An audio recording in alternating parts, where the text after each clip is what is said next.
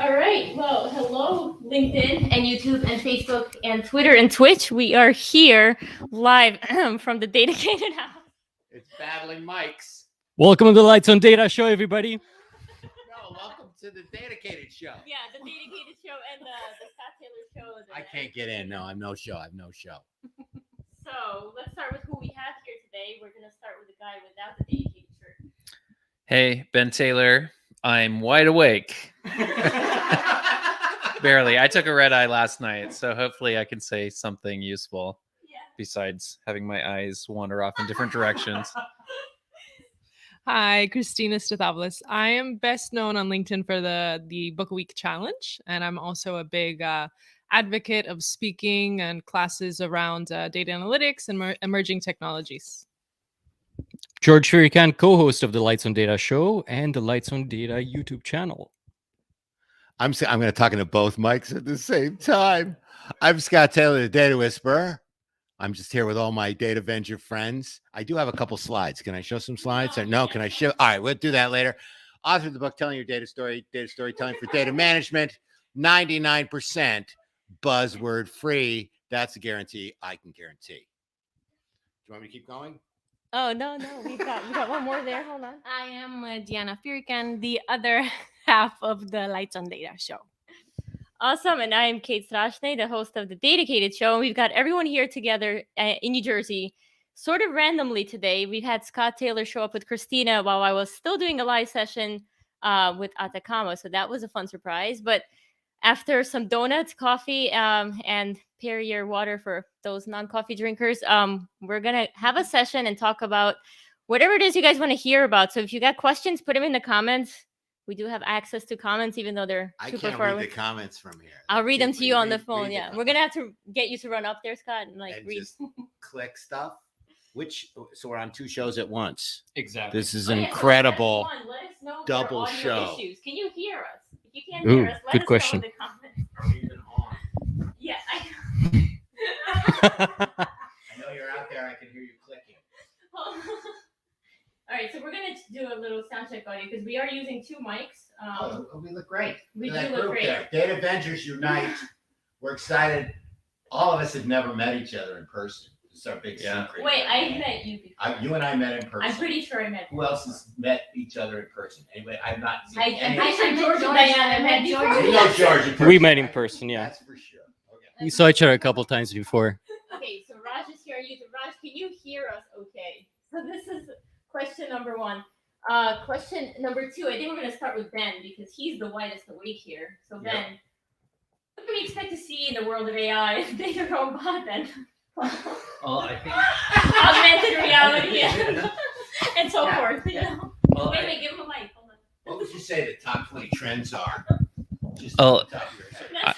I think the biggest trend is just how hard it is to do things, right? The time to completion. So I think 6 or 7 years ago, when I was running the data science team at HireView, it took 2 years to get something into production that was consumed by customers.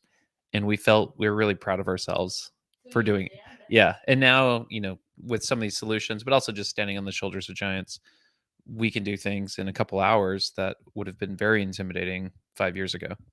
So I think you're going to continue to see that trend. And one of the things I talk about is in the future, I want to drink my coffee in the morning and have a conversation with my house about what it did last night and where it got stuck.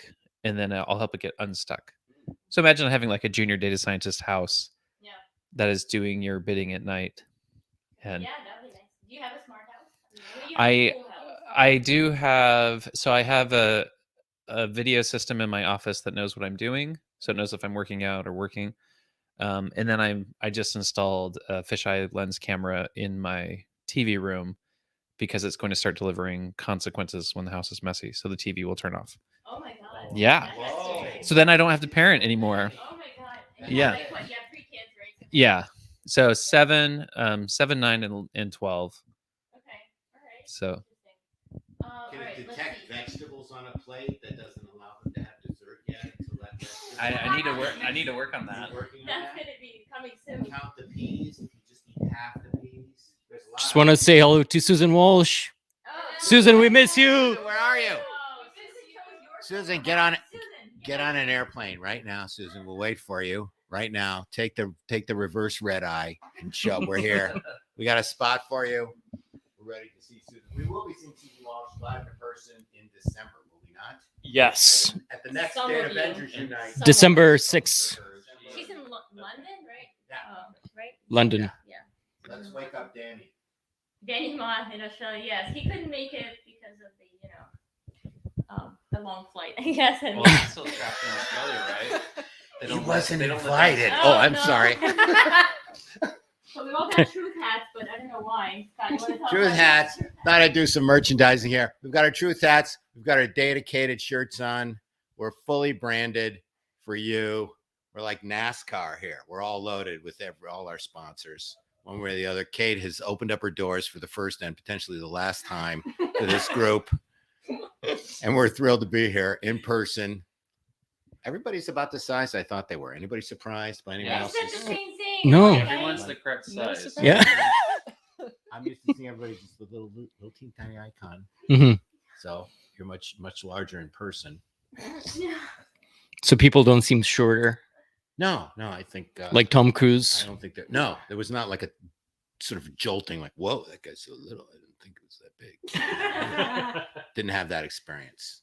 Just let Scott take the show. Go ahead. Yeah, Yeah, you want me to Scott, just keep talking. Yeah. Since I'm the only one here who actually talks just for a living. That's all I do for a living is talk. The rest of you have real Oh, jobs. you do it very well. I hope so. Can you tell us the story behind the truth hat? The truth hat. It's Yeah, the just truth all- hashtag. The truth. It just decided, it's truth in data. There's truth in data and there's meaning in data, and you got to determine the truth first before you derive meaning. So I just kind of reinforced that, and I thought the hats worked. We've got a wide variety here of hats. You don't have to move. Do you want me to hold it? But I'll just hold the mic for But myself. I think No. the voice helps you very much. Yeah, I Does it? think so. Okay, good. Yeah. That's good. You have a great voice. So I love Christina, this let's group. hear from Christina. Give the microphone. No, I'm not done yet. Oh no. Okay, then we'll cut you off. We can't It's even all remove yours. him from the screen. Go ahead, Christina. Oh, yours. Christina, can you tell us about the Book a Week challenge? The book a week challenge. So it's pretty straightforward. You try to read a book a week, and if you can't do that, you can read a book a month. That's good enough. But it's just really about trying to stick to strong goals and making habits. And it's a lot easier than you think it is. Once you pick up a book and you really make it a part of your day, you'll quickly realize that you can stick to even a book a week like I do. And what are you reading now? I am reading a very interesting book. I'm actually reading right now. So I switched between data type books and then novels and odd things, sci-fi.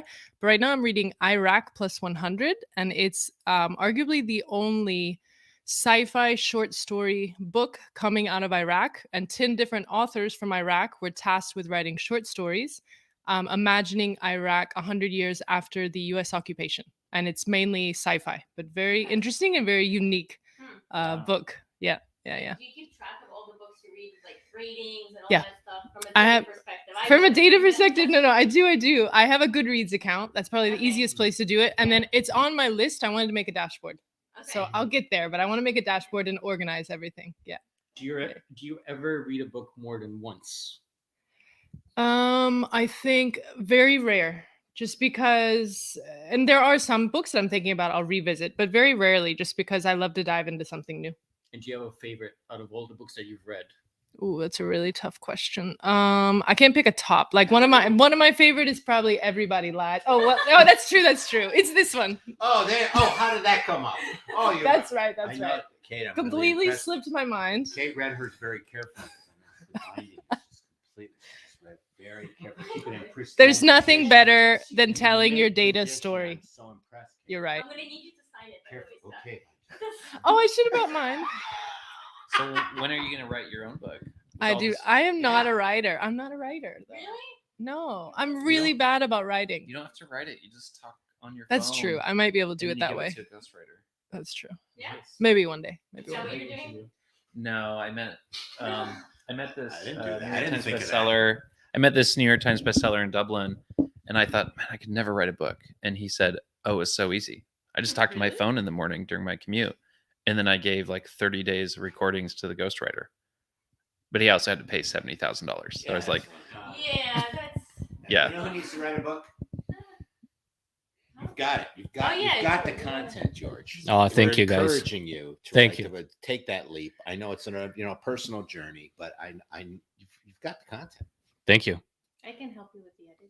Yeah, Diana can help me. Nice. Ben, why are you so quiet?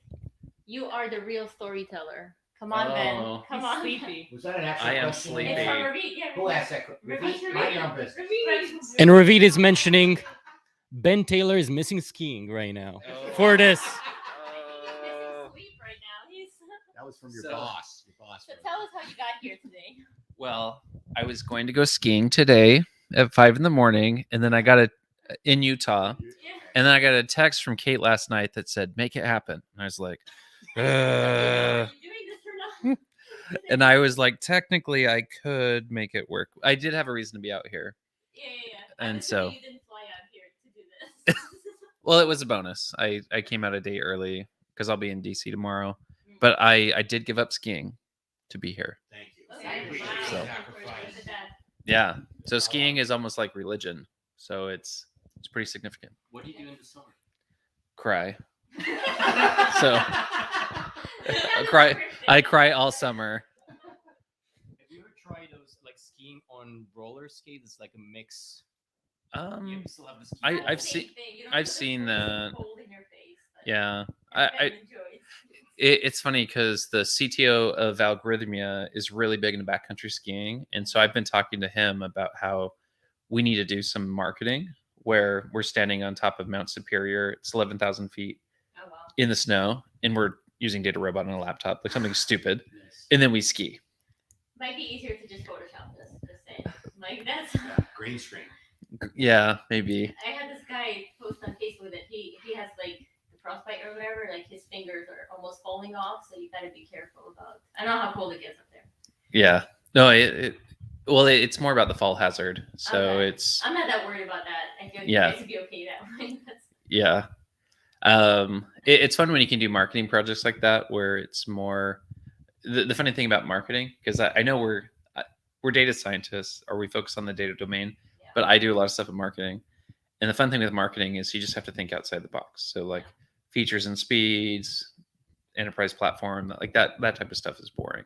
Yeah. But skiing and all these other things are exciting. So there's ways to. I hear from people about the LinkedIn live we did on a bike. People Oh. are still like, yeah, I really love that thing you did. I'm like, I thought it was really bad. Like people got nauseous on that show. It was a full Like, hour. on the bike. It was a full hour of biking It was on the long, link. yeah, but it was long. Yeah. We didn't really talk about much. People were just I like, think we "Please just go panted. fast, look at the We road." just panted for like an hour.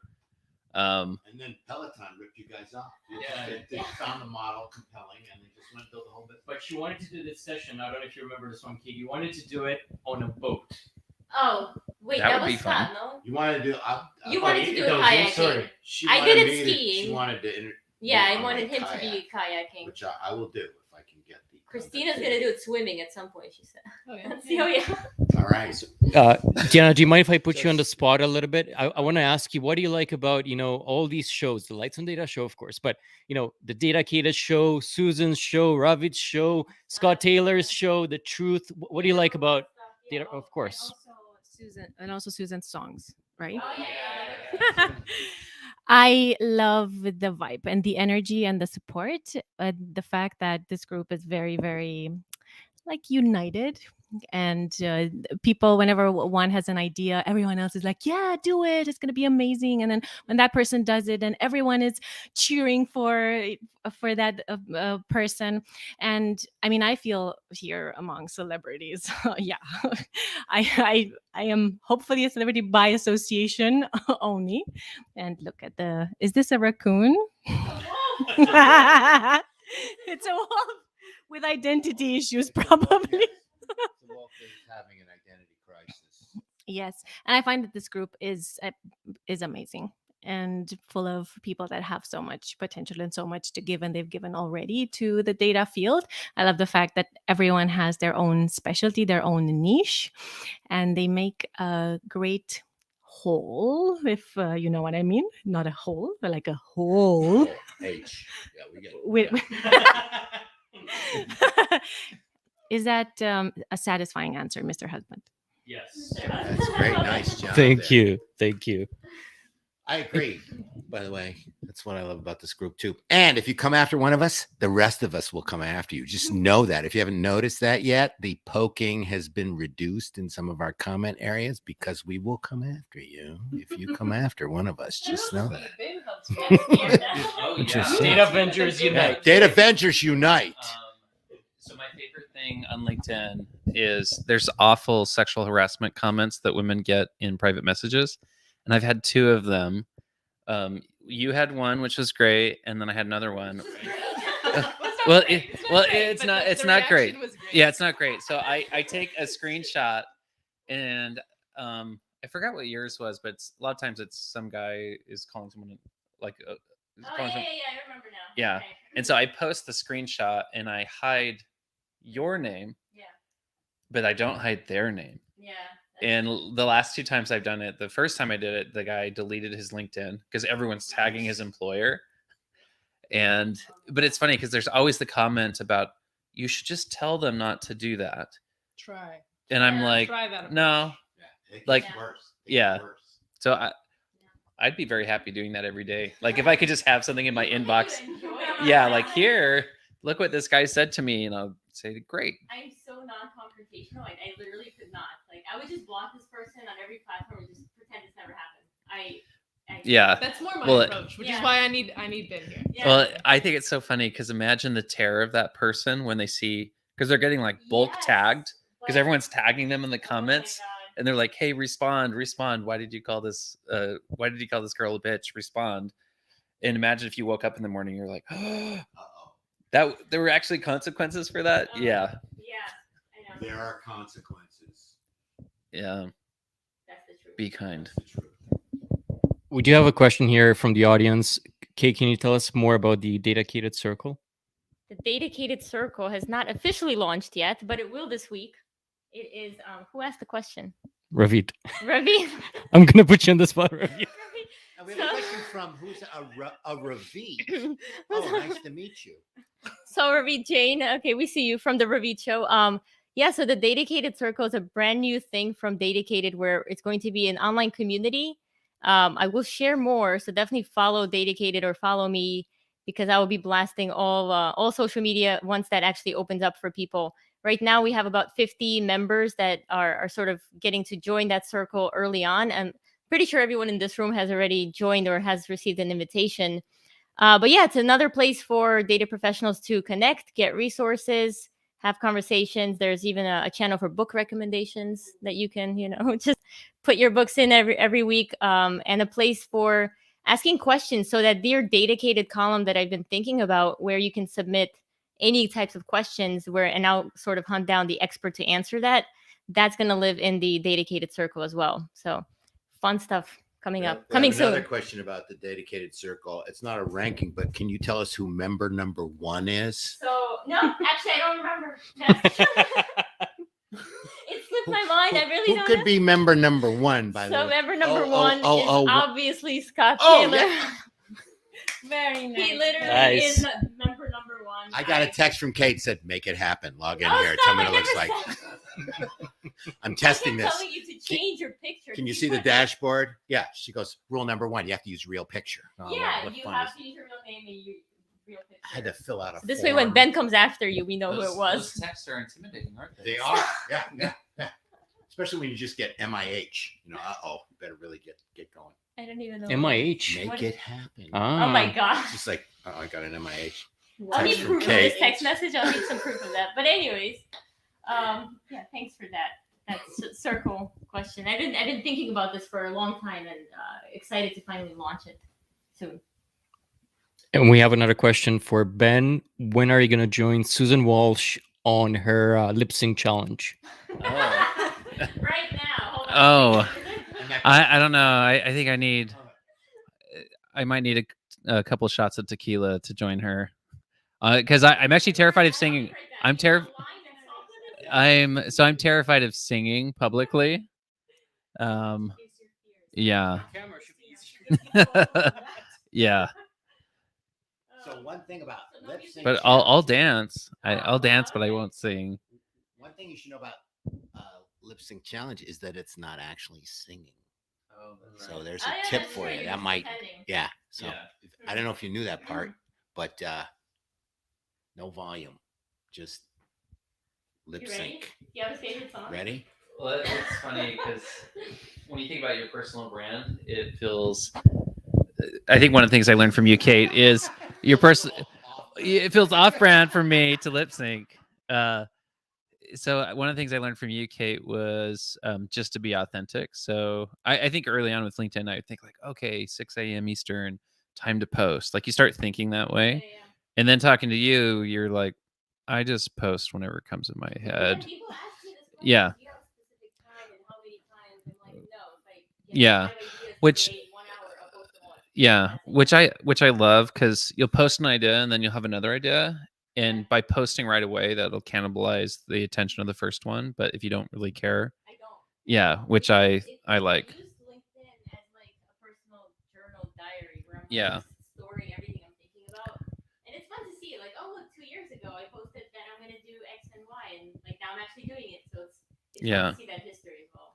Have you guys noticed that it's easier to come up with novel content when you're interviewing people? Like you're talking to people, you're interviewing, you're reading books, and I imagine for all of us, we have this pretty regular feed of that's really interesting. I've never thought about it that way. Have you guys noticed that with the guests you have? I've never had a time where I don't have content. I can post 25 things right now. And I try to pause it a little bit so it's not overwhelming for the audience. But yeah, definitely having conversations. And I do this, it's part of my job is just interview people. Very helpful to just learn what's happening out there and just get all these ideas. I'm curious with this group what their most controversial posts have been. So have you had a post in the past where you've regretted it or you've had to delete it or people have freaked out and called for your head because of something you said online? Actually, for me was during the elections, and I just posted something around the elections on the data, how to not represent it because it's misleading. And I thought it was very impartial. I wasn't sharing any political views, but it was surprising how many people were like wanted to gut me for showing the data in different ways. Yeah. I never really had anything controversial, but some like I say stuff like master data is the most important data, or structured data works harder than unstructured data. And then these unstructured data people just get all over me. They're like, no, there's value in here and blah, blah, blah. Or I get my favorite kind of pushback is when they say, well, it's more complicated than that. I go, yeah, that's your problem. You explain it and it's too complicated. People don't understand it. I'm trying to simplify it so folks who don't understand it at all get some sense, can kind of come in the door. Then we can get, deeper.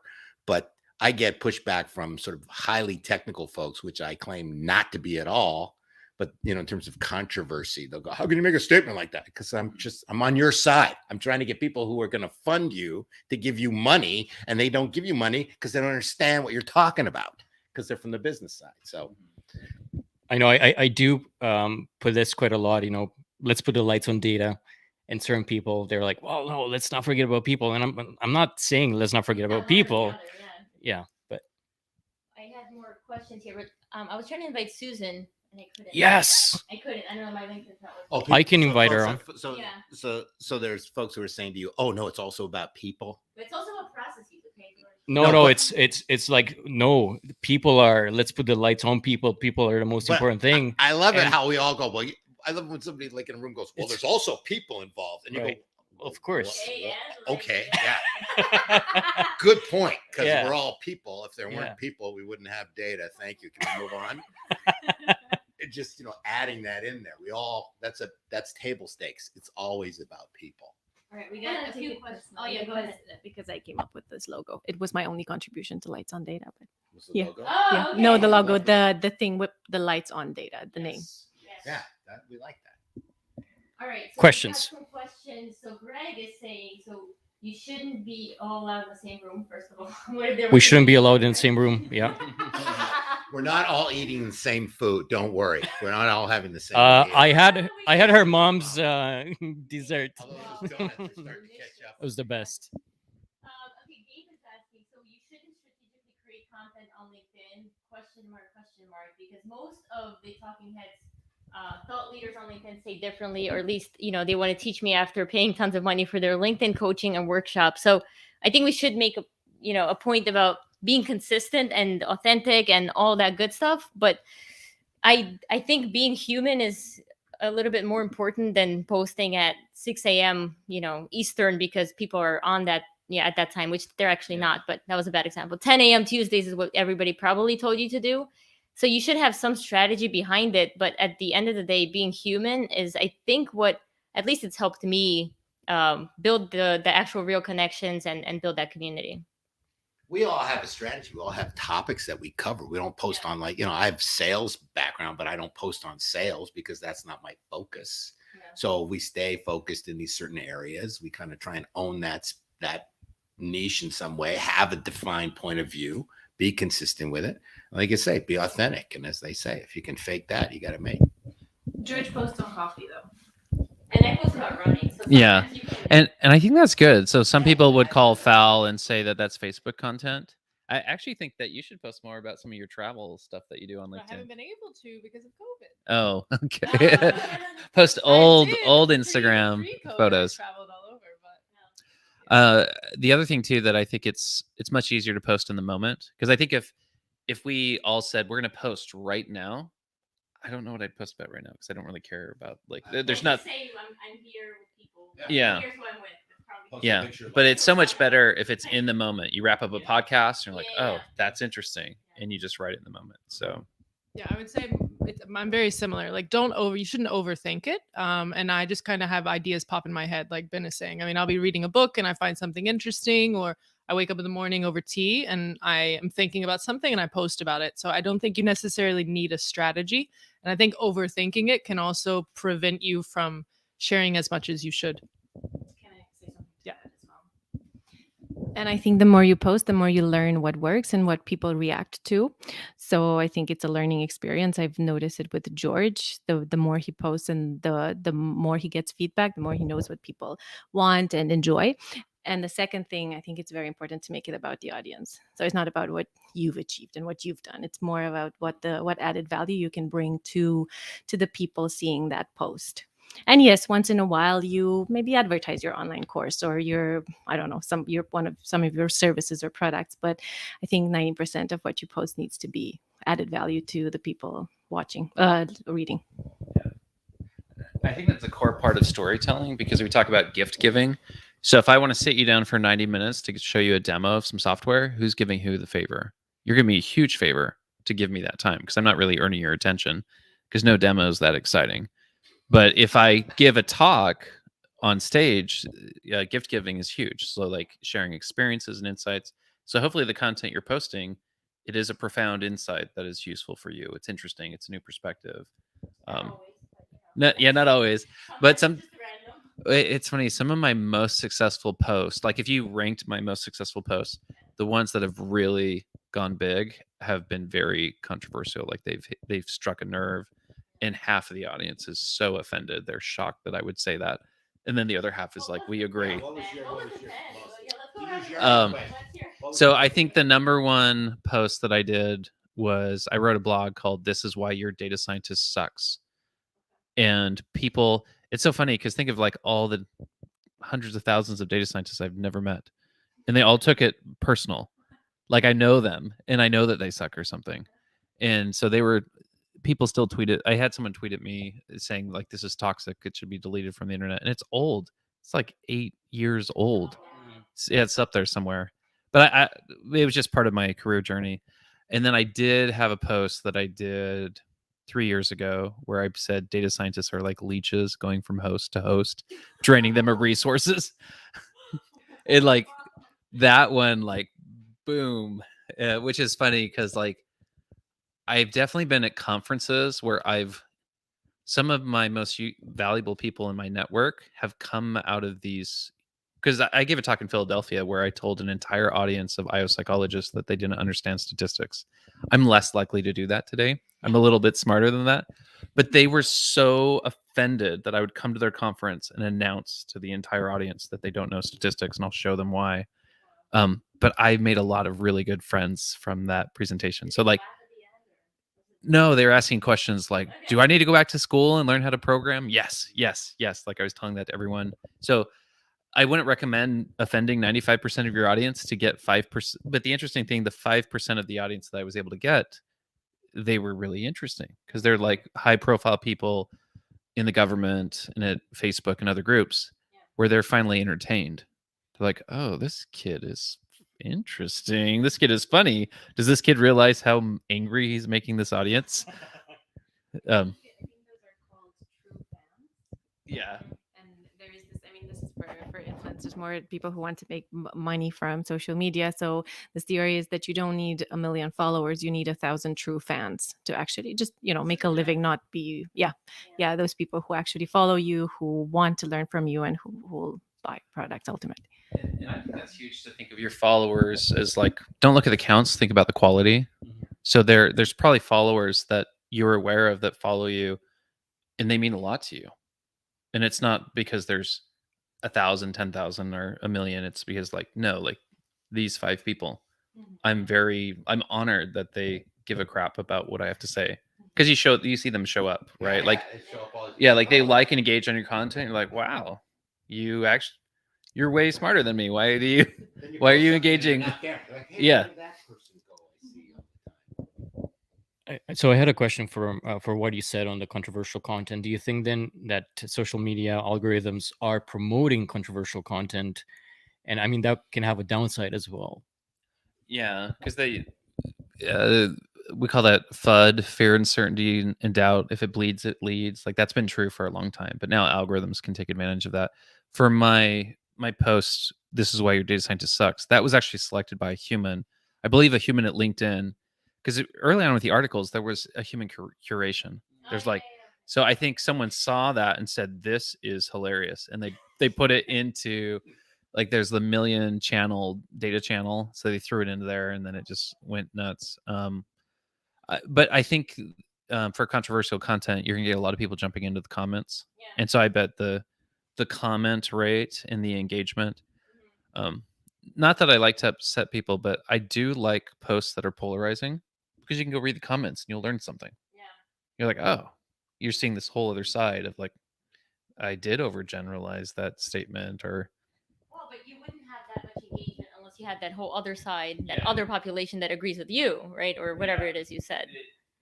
I feel like those, not that everyone has to be controversial, but I love a post if you can get a big fraction of the audience, 20% plus, that feels so strongly about it that they need to comment. Yeah. And then you have another side to that.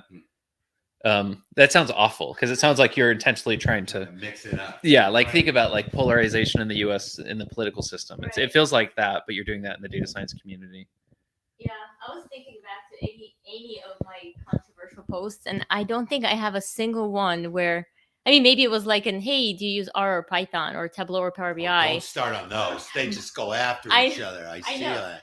But I really don't think I have anything because I'm very non-controversial personally, so I wouldn't like. Come across to me as very controversial. Yeah, if you want to fight, just do it. You win. I don't care. That's I'll just go somewhere else. One thing I forgot about is I wrote do you guys remember when Microsoft Azure ML was coming out? Initially, it was a little awkward. Like, did you guys use the product initially? Microsoft Azure ML. So they had like this WYSIWYG. You could connect some things and do different things. So I tried using it and I just didn't see the value. I'm like, I can program faster than this, and I'm not getting more additional value. And so someone called me at the end of the trial and said, "Do you want to buy?" And I said, "Well, I gave it a fair go, and I don't see the value, and I feel like you have a product between two markets. It's not technical enough to help the technical people. It's not easy enough to make the non-technical people go. You're living between these two markets." And the individual on the phone said, "Oh, we hear that a lot." It's like, "Oh, that's weird." You hear that a lot. But later, this escalated. I ended up writing an attack piece. So I wrote this blog saying this is why Microsoft Azure ML is failing, and I had a picture of a train going off a cliff. And you wouldn't think that would do anything, right? Oh no! I would think. So I. Microsoft owns platform. So I post. So I post this blog article and I go to bed, and I'm like, I wake up in the morning. Yeah, and I wake up and I'm like, maybe they'll have like 1,000 views. Like I didn't think anyone would read it. And then 2 days later, I get an email from a principal data scientist at Microsoft that says, read your article, think it's hilarious. I agree with everything you said. And then he followed up a few days later and said, there's an internal thread on this. And so I guess the salesperson on the East Coast saw it, freaked out, and said, are we going to have a public response? And then there's this whole, yeah, so it was cool to know if you poke the bear will grumble. It didn't grumble publicly, but it did grumble that, like, we went on integrations. For some reason, your LinkedIn password didn't work for 10 minutes. And speaking of which, we do have a question here, and let's try and all answer at the same time, okay? So, yes. No, hold on. So, Vishal is asking, which is your favorite social media site? Okay. 2, 3. LinkedIn. Yeah, Twitter. Just kidding. I hate Twitter. I can never read Twitter threads. Someone will tag me in the user interface. I'm like, I give up. Yeah. I can't read this. I go in and click retweet a bunch of times in case I'm mentioned. I'm like, retweet, and that's pretty That's much me the too. extent of it. I don't post there. I guess from LinkedIn, whatever I post on LinkedIn goes to Twitter, but I don't really go there to see if anyone's saw And you it. can buy a bot that'll do that retweet like for you Yeah. on that. You don't have to bother with it anymore. I feel like Any recommendations? Yeah. Not just any bot, Acme bot. That would You be- know, Azure ML works great for that. Okay, there you go. Let's see. There's a We- question here. I can't see it. Okay, I'm sure you're the first member given you were setting up first. Oh, no, actually. So that goes back to the circle question. I was not the first member. Scott Taylor really was the first member. And it actually has the number 1 next to him because I was an admin. I didn't join as a member yet. Your membership is Her still pending. circle. My membership is pending. I have to get a. It's your circle. Yeah, it's my right? circle. So Yeah. I'm in your circle, Yes. but it's your circle. But soon I'm going to announce the inner circle. That's Oh. that's next level. I thought of this when I was running yesterday. wait, I stopped, emailed myself. How do I get into the inner circle? You have to pay, Scott. You have Really? to pay to get What? into that. What's your Venmo? Just give me cash right here. I mean, I take cash. You better pay now before the price goes up. Will you take donuts? Speaking of circles, Do you take hats? No, I don't take cash. Please. That's funny. We do have another question here. how All can right. we possibly have any questions? What do you mean? Repeat. Repeat it. So the one thing that you love about your business or your job? I like the people I work with. So I feel like there aren't any jerks, and I feel like the people I work with are smarter than I am, and I can learn a lot from them. I think you always want to work for a company where you feel like they're going up and to the right.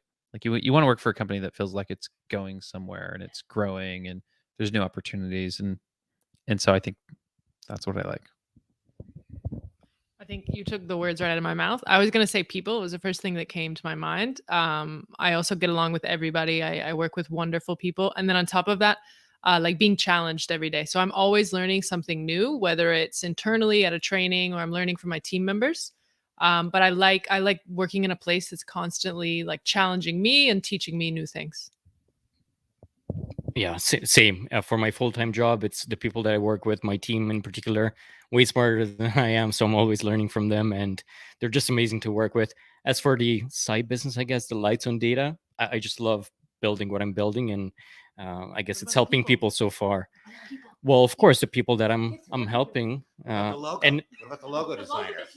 Come on. guys, this is it's still in the. All right. All of those, of course, I'm blushing. Look at What about the raccoon? You like the raccoon? It's a wolf. It's an insecure wolf. next. Oh, you want to skip me? Go ahead. Kay wants to skip me. Make it happen. I am working. I'm working right now. Believe it or not, I'm the only one actually working right now because this is my job. Yes. I have a ball doing this. Finally, I got out of the corporate life. I'm doing this content stuff. I'm working with brands consistently. It's a blast. I love the reaction. I love the feedback. I love doing puppets and cartoons and crazy creative stuff, writing books and this events. This is literally all I'm doing now. So I got to this point in my career where I can just do this, and it's a blast. And don't forget the people, because you know what? It's really a people business. But the people data people. We're data people, really. But it's really it's process, it's technology, but it's also the people. Don't forget people. I work in adoption and change management, so it's all about the people. And the thing that I like most at a company that I work with are my colleagues and the culture in the group. And even though we work remotely, I feel like we're very close. And what I love about this group here is the level of connection that has been created through virtual means. I never thought it's possible for people to feel so close to each other just by seeing each other over screens. And honestly, Well, it's almost like you get your mental drip. So you see each other's feeds, you see what's top of mind, what you're thinking about. Yeah. I mean, we've never seen each other in person, and still, when I saw everyone, I'm like, look, these are my friends. They're real. We're here. I see the back of your head. I never saw the back of your head. And also, gotta say, Diana didn't mention me either, so we're like tied again. Mention him. What do you love about being dedicated? I mean, the boss is really nice. It's a wolf, Scott. So the boss at Dedicated is a really nice person. She treats me well. She makes me work a lot. But I'd say my favorite. I am the boss, by the way, in case people don't know that. That's like I know. My favorite part is really setting the vision for the company and pretty much doing whatever I want to do and whenever I want to do. So that whole flexibility of, I pretty much work 9 a.m. to 2 p.m. Monday through Thursday, and everything outside of that is sort of a benefit. But people can't really book time with me on those days or in those hours because I have 2 kids. So I like the flexibility that having my own company provides, where right after we wrap up this live session, the whole group here is going to go help me pick up my kids from school With candy. with candy. Why not? With donuts in hand. And working for the corporate, the gig that I had before, it was amazing and I learned a lot. But I think what this affords me is that flexibility and just really doing the things that I truly enjoy doing. Your mic back, sir. Thank you. Lights on, baby. Plenty of lights here. I'm like in the sun. It's Oh, yeah. on. All right. Any parting words? Almost 2 o'clock. It's almost quitting time here at Dedicated. So there's a question from Gabe. He says, is there an initiation to join the inner circle, like eating the most goldfish crackers in a minute? Yep. Gabe, if you start now, I'm pretty sure. Start eating them now, and we'll let you know. Let us know how you did in a minute. Yeah.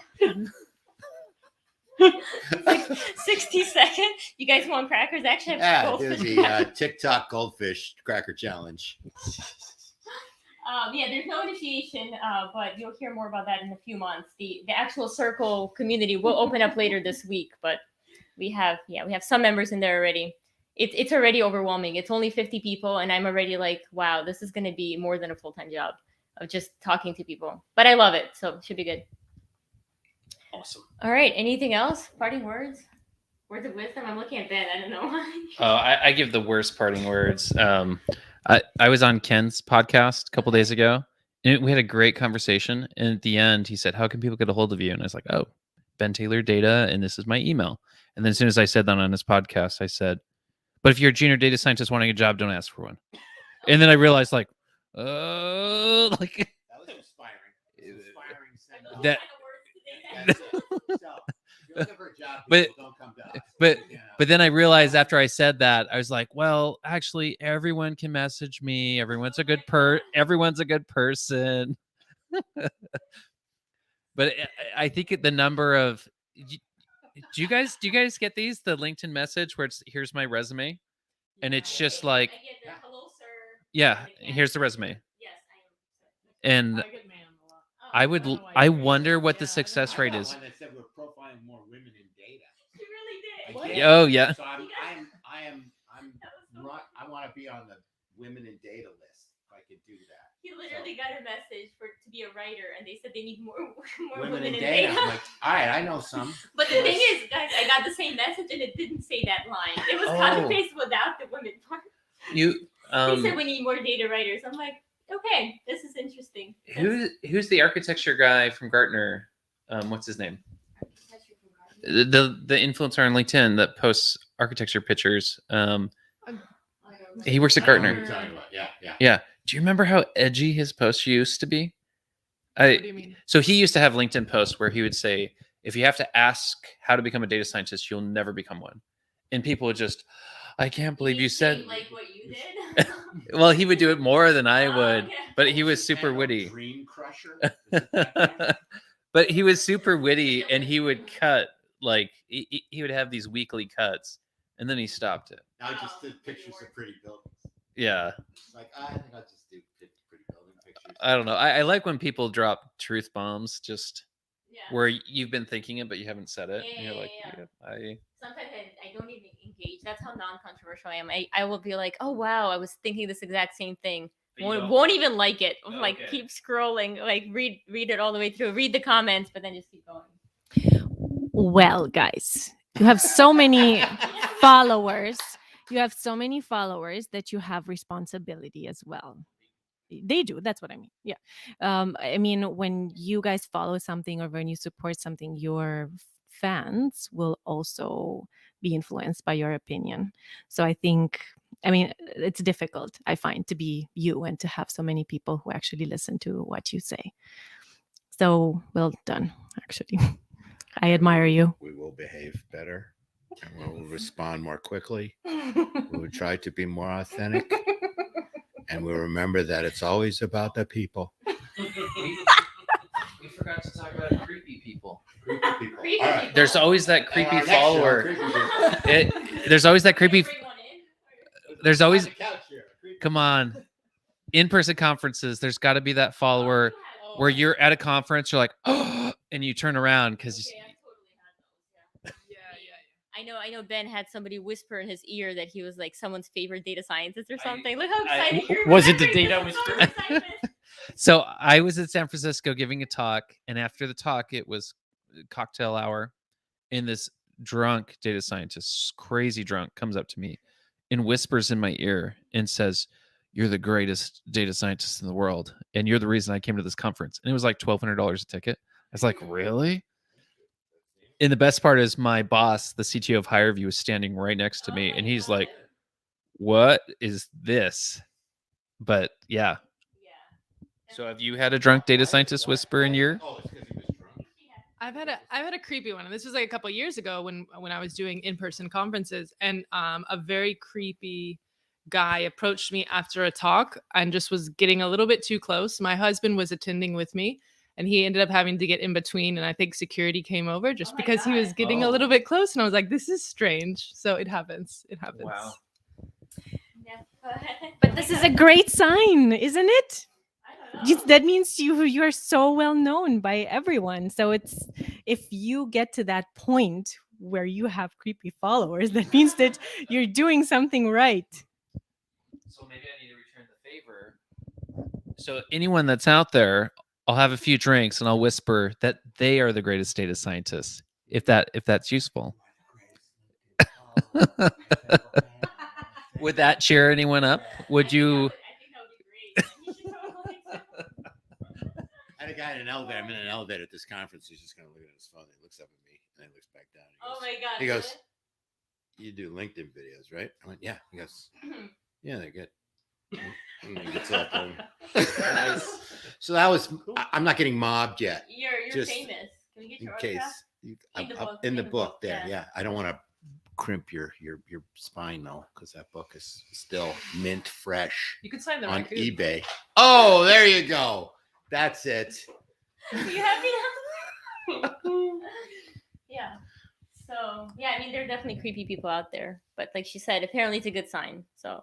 But we love it. We love the support. We love how fun people are. We love that they, look for us to tell them fun stuff and give us great feedback. And this is why we do it. I think all of us would agree that part of why we do it is to get the reaction, see the reaction, see if we've, touched somebody or helped them explain something or given them some sort of insight or let them see something in a different way. Yeah, I think I'll just add, in addition to the creepy people, I think there's a lot more people that do get inspired, and I do get a lot of messages a lot of times from women that's saying, you know, like, oh, I saw you doing this or speaking at conferences, and I feel like now I could do it too. And I love those messages because that used to be me. Like, I didn't really see that many women up on stage or now at the virtual stage. And the more you see that, sort of the more normal it gets. Not sure if the men can relate, but I don't know. I get a lot of questions in direct messages about hints for speaking. I'm doing an interview for the first time. Okay. I'm doing a host I'm doing on a panel. So that's fun. I don't mind, you know, chatting with folks around that, give them some tips. Maybe you can make some videos on it too. Yeah. I could. Yeah. You should. All right. Okay. We're gonna go eat. Yeah. We're Let's go eat. I don't know about all of you, but we're hungry. We're gonna go eat. We're gonna go have lunch. Then we got to pick up Kate's kids. Yeah. Then we got to get the dry cleaning. We're gonna go shopping. We come back here. Vacuum. You're making us all dinner. Then we're sleeping in the basement, slumber party. Then we're waking up tomorrow. We'll live stream again, 6 a.m. your time. 5 Don't a.m., miss 5 it. a.m. 5 a.m. And wait, we need a group run as well. Are we running today? Oh boy. Are we gonna No. live stream Mario Kart tonight? no, but we got the Amazon guy just showed up with Yeah. more hats.